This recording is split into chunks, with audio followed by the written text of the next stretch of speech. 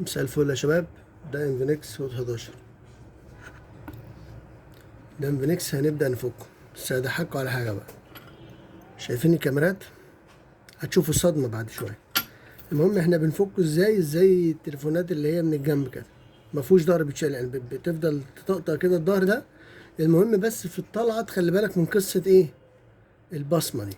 يعني البصمة دي ممكن تجيب حاجة رفيعة كده وتحاول ان انت تعمل لها التحرير، تحررها كده ماشي، بس ما تزق، يعني تخلي بالك عشان ما تقطعش الفلاتة، تحررها. او لما تفك تخليك دايس عليها وتبدأ ان انت تعمل كده،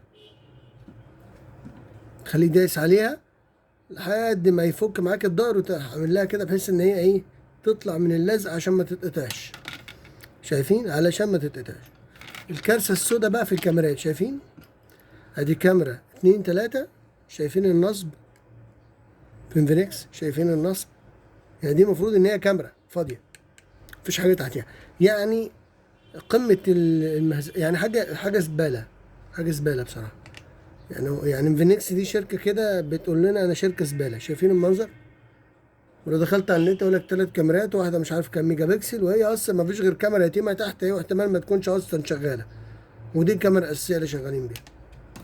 طبعا الفك مش هشرح لكم، موضوع بسيط قوي، نفك المسامير بس. دي قصة فكة انفينكس الهوت. أنا كده كده بفكه عشان بعمل له في الفلاتة جوه هنا بس كده، تقريبا فكت من مكانها فبردها مكانها تاني. هي الموضوع سهل بتاع الفك، بس قد ايه يعني المنظر اللي احنا شفناه ده منظر بصراحة قذر، يعني منظر قذر. يعني شركة انفينكس دي ما ينفعش اصلا تكون شركة تليفونات. السلام عليكم.